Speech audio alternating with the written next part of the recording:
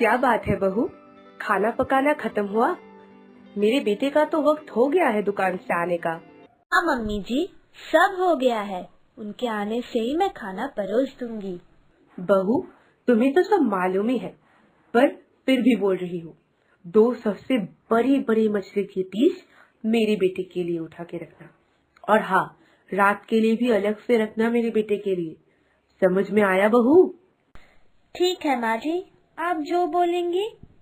और हाँ, मेरे लिए मछली के 2 पेटी के पीस रखना। और हाँ, पूंछ के पीस भी, क्योंकि बचपन से तो मेरा बेटा मछली के गादा ही खाता है, इसीलिए मुझे ये सब पीस खाना पड़ता था पहले। अभी तो आदत पड़ गई है, इसके बिना काम ही नहीं चलता। ठीक है माँ जी, आप जो बोलेंगी। अच्छा बहू, मुझे बताओ तो कि बेटे के लिए मछली के कितने पीस लाई हो बाजार से? मुझे तो मालूम नहीं है, पर फिर भी बोलने से मैं तुम्हें बोल पाऊंगी कि किस समय कौन सा देना है। माँ जी, आपके बेटे ने एक मध्यम आकार की कातला मछली लाए है। मेरा मतलब 4 पीस गादा, 2 पीस पेटी का, 1 मछली का पूंछ और हाँ, 1 मछली का सर भी है। ओह, तो तुमने मछली के सर को बीच से 2 हिस्सा किया है ना पकाने के लिए? हाँ माँ जी, किया है मैंने। ठीक है, बेटे के लिए 2 गादार पीस मछली रखना दोनों वक्त के लिए।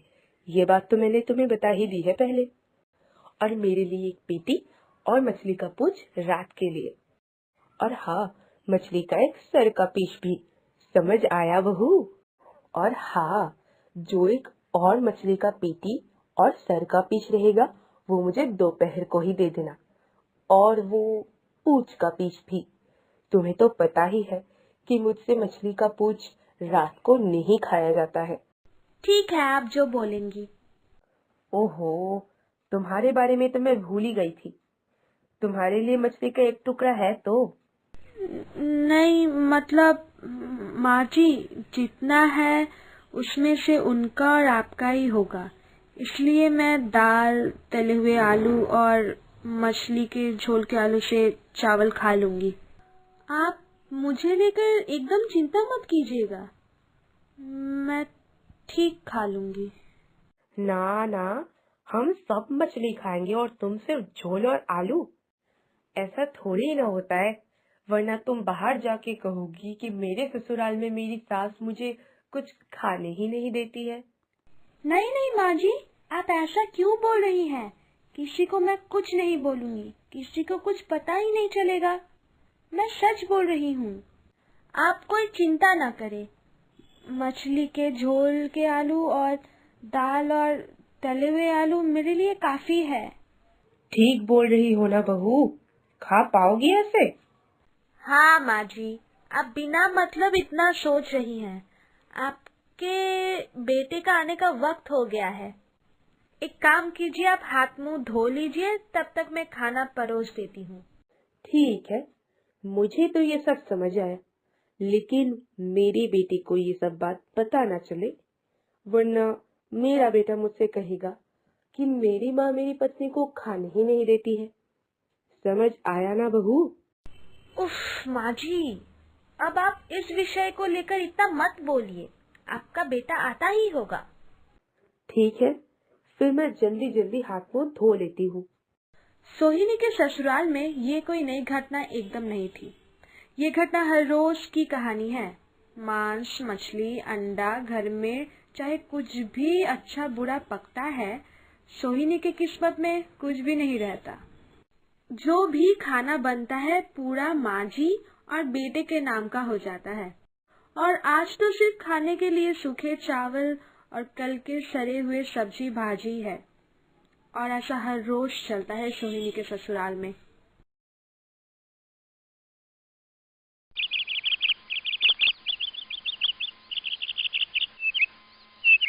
बहू, ए बहू, हम दोनों के लिए जरा चाय और उसके साथ बिस्कुट भी लाना। अरे छोड़ो, चाय की क्या जरूरत है? मैं तो सिर्फ तुम्हारा हालचाल पूछने आई थी।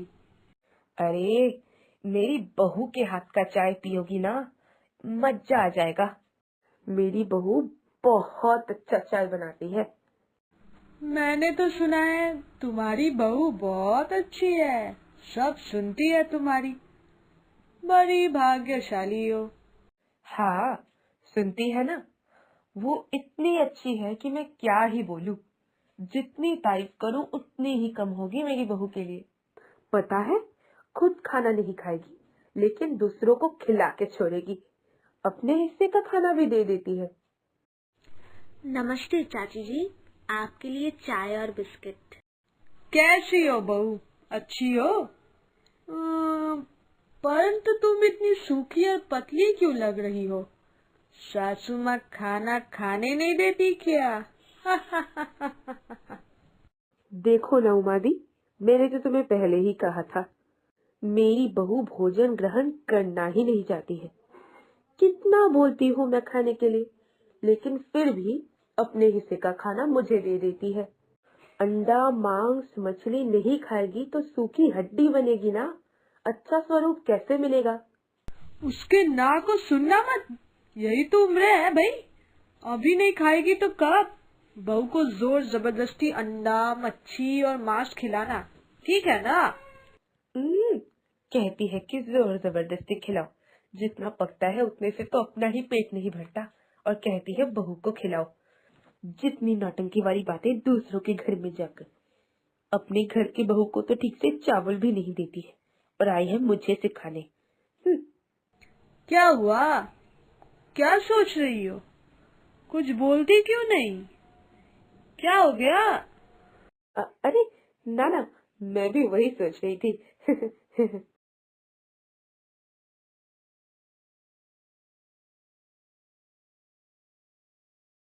मम्मी जी, मैं जा रही हूँ, ठीक है?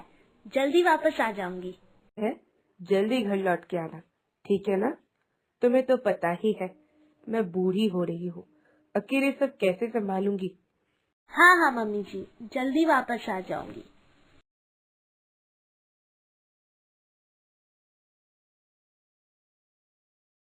ये ससुराल में तुझे खाने में क्या देते हैं? बता मुझे, बता। क्या बोलूँ माँ, ससुराल में जो भी खाना पकता है सब कुछ तो माँ जी और उनके बेटे के पीछे ही खत्म हो जाता है। मांस, मछली और अंडा, चाहे कुछ भी बन जाए, मेरे लिए कुछ भी नहीं बचता।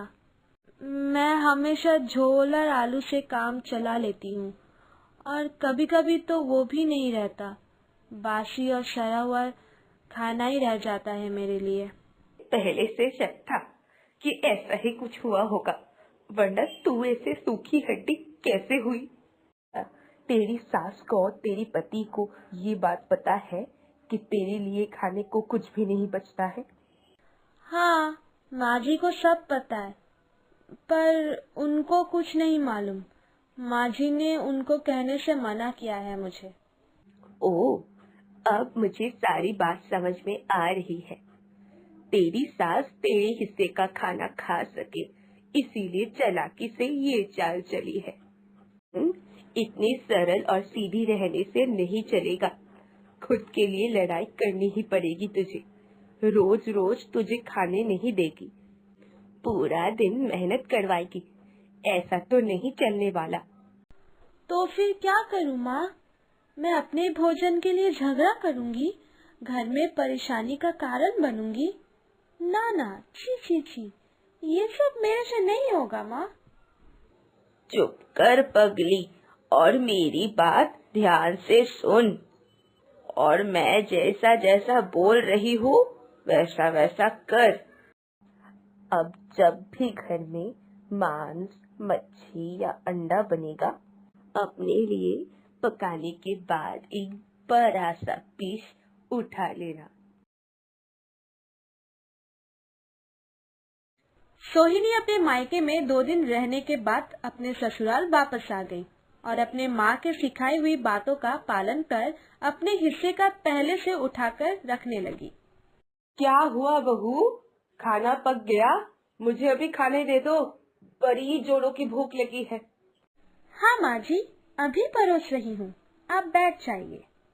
पता नहीं आज क्यों इतनी भूख लगी है। ये लीजिए माँ जी, चावल, मछली, सब्जी सब बन गया है। अब आप शांति से भोजन ग्रहण करें। बात हुई बहू, फिर पता नहीं कि कम से कम मुझे दोपहर को मच्छी के 2 से 3 पीस लगते हैं। इसमें मैं क्या करूं? ये बात आप अपने लड़के को बोलिएगा। वो अगर इतना कम लाएंगे तो इसमें मेरा क्या कसूर? मैंने आपको आपके हिस्से का ही दिया है। तो कुछ और लग रहा है। अपने मायके से आने के बाद इसके हाव भाव में कुछ बदलाव आया है। एक काम करती हूँ, अभी चुपचाप खा लेती हूँ, बाद में इसके ऊपर नजर रखनी पड़ेगी। सासू माँ को सोहिनी का बर्ताव कुछ अच्छा नहीं भाया, इसलिए उन्होंने सोहिनी पर नजर रखने की सोची। सासू माँ के भोजन के बाद जब सोहिनी अपना भोजन लेकर बैठी, बाप रे, लगता है शादी के बाद ये पहली बार मैं मछली खाने वाली हूँ अपने ससुराल में। क्या बहू, तुम मछली खा रही हो? और जब मैंने तुमसे मांगा तो तुमने मुझसे साफ मना कर दिया कि एक और भी पीस नहीं बचा है। माँ जी, मैंने तो गलत कुछ नहीं कहा है। दोपहर के लिए तो एक भी पीस नहीं रही, और जो ये एक पीस है वो तो मेरे हिस्से का है। हाँ, फिर से बोलना। हाय भगवान, ये क्या हो गया मेरे साथ? अरे कौन किधर हो? इधर आओ और देखो मेरे साथ क्या हो गया। अरे मैंने ये कौन सी चुड़ैल को मेरे घर लाई? अपने पति और अपनी सास को भोजन ना देके खुद बैठी मजे से खा रही है। माँ जी, ऐसे चिल्लाइए मत, नहीं तो मैं पूरे गांव वासियों को और साथ ही साथ आपके लड़के को भी सब सच सच बता दूंगी। आपने इतने दिन जो जो मेरे साथ किया है। खुद 4 से 5 पीस मछली, 7 से 8 पीस मांस खाया करती है, यहाँ तक कि मेरे हिस्से का भी। और मुझे सिर्फ झोल और आलू, वो भी सूखे चावलों के साथ खाने दिया। घर में बासी और सड़ी हुई चीजें मेरे खाने के लिए। ऐसा क्यों? और आप दोनों के लिए गर्मा गर्म और अच्छे पकवान। ऐसा क्यों? ठीक है, बुलाइए, सभी को बुलाइए। मैं सबसे पूछूंगी कि इस घर में क्या मैं एक सिर्फ और सिर्फ काम वाली बाई हूँ?